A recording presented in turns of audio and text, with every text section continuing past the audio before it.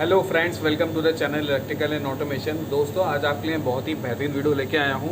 दोस्तों, जैसा कि अभी हम आप देख रहे होंगे, अगर आप हमारे चैनल में काफ़ी दिनों से जुड़े हुए हैं तो आप ये देख रहे होंगे कि अभी जो मैंने रिसेंटली वीडियो डाला था वो सबसे पहले डाला था कि जो हमारा जो कम्युनिकेशन हो रहा है डीसीएस में, पीछे हमारा एक ऑपरेटिंग स्टेशन रखा हुआ है, इसका जो सर्वर से कम्युनिकेशन हो रहा है और जो कंट्रोलर से कम्युनिकेशन हो रहा है वो कम्युनिकेशन कौन से कम्युनिकेशन मीडिया पे हो रहा है। तो वो ईथरनेट के बेसिस पे हो रहा था। तो ईथरनेट के बारे में हमने एक्सप्लेन किया था, उसका लिंक मैं डिस्क्रिप्शन में दे रहा हूँ, आप उसको जरूर देखिएगा।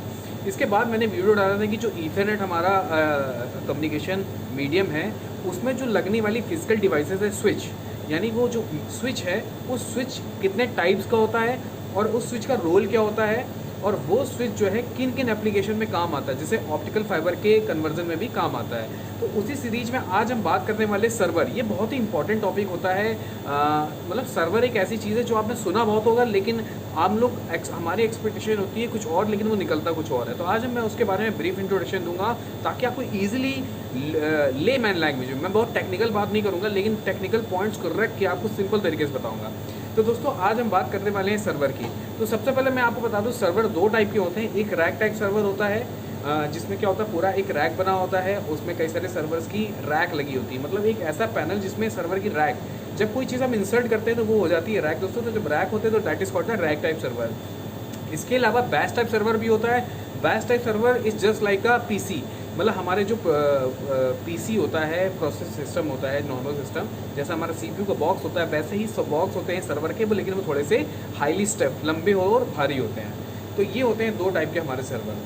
तो सर्वर का बेसिकली काम क्या होता है? तो सर्वर एक ऐसी चीज़ है जो हमारे जो ऑपरेटिंग स्टेशन है या इंजीनियरिंग स्टेशन है और जो फील्ड में लगे हुए ऑपरेटिंग स्टेशन है, उनके बीच के आपस में कम्युनिकेशन प्रॉपरली करवाना, उसके बीच में जो डाटा ट्रैवल हो रहा है उस डाटा को सिंक्रोनाइज करना, साथ ही साथ उन डाटाओं को आपस में कनेक्टेड करना।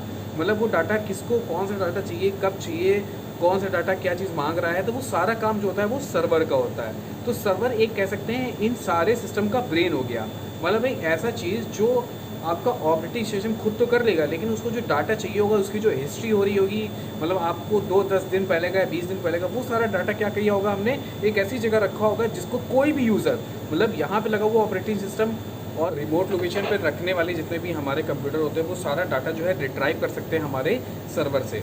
तो दोस्तों, अब एक और सर्वर जो होता है दोस्तों, कई टाइप का होता है। जैसे कि आप देख पा रहे होंगे वीडियो में, यहाँ पे 3 तरीके के 3 रैक्स लगी हुई हैं।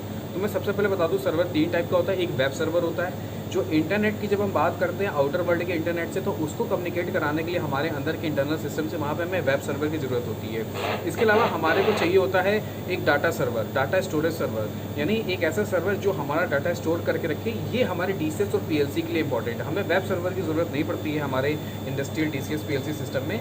इसके अलावा तीसरा एक सर्वर होता है जिसे बोलते हैं ईमेल सर्वर या आईएम सर्वर।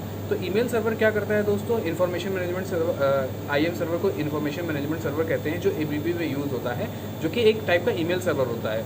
इससे हमने क्या कर दिया, हमारे सिस्टम में कुछ इंपॉर्टेंट पैरामीटर्स हैं जो कभी भी, मतलब अगर कुछ चीज़ बंद होती है, इंपॉर्टेंट चीज़ बंद होती है, तो उसका नोटिफिकेशन जो है वाया एसएमएस या वाया ईमेल जो है हमारे कुछ यूज़र्स के पास पहुँच जाए, so that they can aware की what is happening in the plant. तो ये टाइप के जो सर्वर काम करता है उसे बोलते हैं हम ईमेल सर्वर।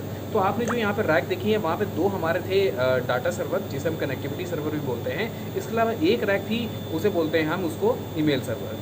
तो चलिए अब आगे बढ़ते हैं। ये आपको मैं बता दूं कि ईमेल्स, ये जो हमारे सर्वर्स होते हैं वो 24/7 काम करते हैं। तो 24/7 काम करने के लिए हमारे पास जो प्रोसेसर चाहिए होगा वो बहुत ही हाई स्पीड प्रोसेसर चाहिए होगा। तो जैसा कि आप देख पा रहे हैं, हमारे सर्वर, यही खास बात होती है कि सर्वर्स, अगर आप सपोज करिए आपके सामने सिस्टम ला के रख दिया जाए, तो हाउ यू कैन आइडेंटिफाई कि whether it is a server और whether it is a normal PC.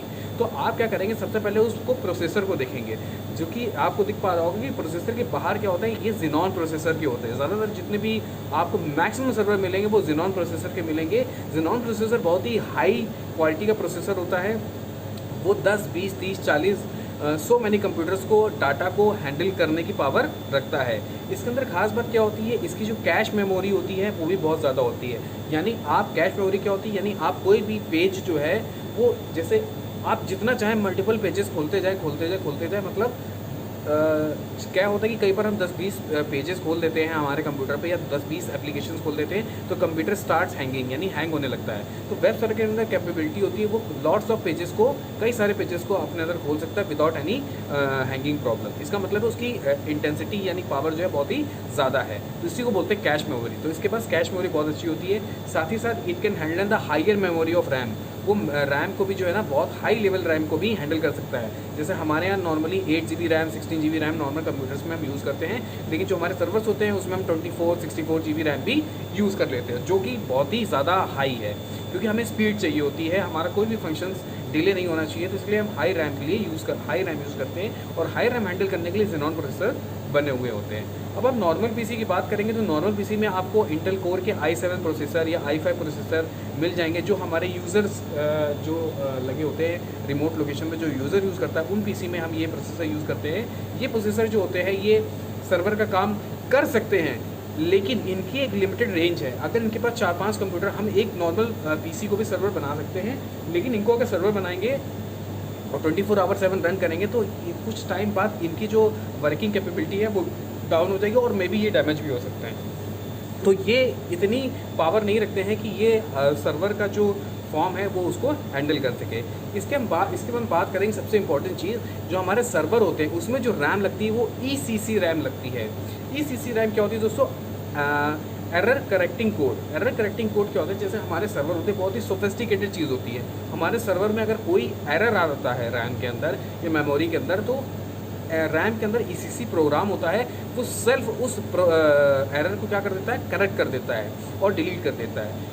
ये कैपेबिलिटी जो होती है हमारे नॉर्मल पीसीज़ में नहीं होती है। हमारे नॉर्मल पीसीज़ में जो रैम यूज़ करते हैं हम वो SATA रैम यूज़ करते हैं। SATA रैम कुछ नहीं करता, एरर आएगा तो करप्ट हो जाएगी, करप्ट हो जाएगा तो मेरा कंप्यूटर जो है वहीं का वहीं हैंग हो जाएगा या बंद हो जाएगा या स्टार्ट ही नहीं होता। कभी कभी हमारा कंप्यूटर स्टार्ट नहीं होता तो हम रैम को निकाल के साफ़ करते हैं और लगाते हैं तो कभी भी स्टार्ट भी नहीं होता, इसका मतलब हमारी रैम ख़राब हो चुकी होती है। लेकिन ECC रैम के संग ये केस नहीं है। ECC रैम जो होती है बहुत ही ऐसी रैम होती है, जैसे मैंने आपको बताया कि उसके अंदर कैपेबिलिटी होती है कि कोई भी एरर आता है तो उसको करेक्ट करने की कैपेबिलिटी रखती है। इसके बाद हम बात करेंगे कि जो हमारे सर्वर्स लगे होते हैं तो उसमें पावर की रिडंडेंसी होती है। जैसे कि आप वीडियो में देख पा रहे होंगे, सर्वर एक सोफिस्टिकेटेड चीज़ है, कभी भी बंद नहीं होनी चाहिए। तो हमारे पास डुअल पावर का एक प्रोविज़न होता है सर्वर्स पे। वैसे तो हमारे पीसीज़ में भी अब आने लगा है, लेकिन वो पीसीज़ थोड़े महंगे पड़ते हैं। लेकिन जनरली हम जो ऑपरेटिंग स्टेशन में हम जो पीसी यूज़ करते हैं वो सिंगल पावर यूज़ करते हैं। हाँ, इंजीनियरिंग स्टेशन का पीसी को हम डुअल पावर पीसी यूज़ कर सकते हैं। और जैसा कि मैंने बताया कि सर्वर्स जो होते हैं हमारे, उसमें डुअल पावर का प्रोविज़न होता है। अगर एक पावर मेरी फेल भी हो जाती है तो मेरा दूसरी पावर से वो हमेशा रन करता रहेगा, ताकि मेरे जो 24/7 एप्लीकेशन रन हो रही हैं, डाटाबेस जो अपलोड हो रहा है उसमें कोई प्रॉब्लम ना आए। अब जैसे कि होता क्या है कि 3 सर्वर मैंने आपको बताए थे, तो वेब सर्वर बताया था। तो वेब सर्वर का हमारा यहाँ पे कोई रोल नहीं है, क्योंकि यहाँ पे हमें वेब सर्विसेज नहीं चाहिए। तो वेब सर्वर यहाँ पे टोटली एलिमिनेट हो जाता है, हमें DCS PLC सिस्टम में वेब सर्वर की ज़रूरत नहीं होती है। अब हम बात करने जा रहे हैं डाटाबेस सर्वर की। डाटाबेस सर्वर की जैसे कि आप देख रहे होंगे यहाँ पे 2 रैक्स हैं। अब आपको पहचान में कैसे आएगा कि डाटाबेस सर्वर क्या है और जो ईमेल सर्वर है वो कैसे पहचान में आएगा? देखिए दोस्तों, ईमेल सर्वर जो होता है उसमें क्या होता है कि हमने एक एक्सटर्नल इंटरनेट की केबल इंसर्ट करी होती है वाया फायरवॉल लगा के इंटरनेट की केबल, आउटर वर्ल्ड की इंटरनेट की केबल, जो नॉर्मल इंटरनेट होता है उसको अगर हम किसी सर्वर रैक में लगाएंगे तो या इसका मतलब है वो या तो वेब सर्वर होगा या ईमेल सर्वर। और जैसा कि मैंने आपको बता दिया था कि हमारे DCS PLC में वेब सर्वर की ज़रूरत नहीं होगी, तो इसका मतलब है वो ईमेल सर्वर है आपका। अब इसके बाद जो 2 सर्वर बचे जिसमें कोई भी इंटरनेट केबल नहीं है, तो वो आपके हो गए डाटाबेस सर्वर। उसमें जो इंटरनेट केबल लगी हुई है वो आपके इंटरनल सिस्टम, जो आपके कंट्रोलर और आपके PC और आपके इंजीनियरिंग सिस्टम के बीच में जो कम्युनिकेशन हो रहा है वाया ईथरनेट, वो एप्लीकेशंस का डाटा उसमें आ रहा है, तो वो हो गया हमारा डाटाबेस सर्वर। अब मैं आपको एक फ़ाइल खोल के दिखाऊंगा सिस्टम में।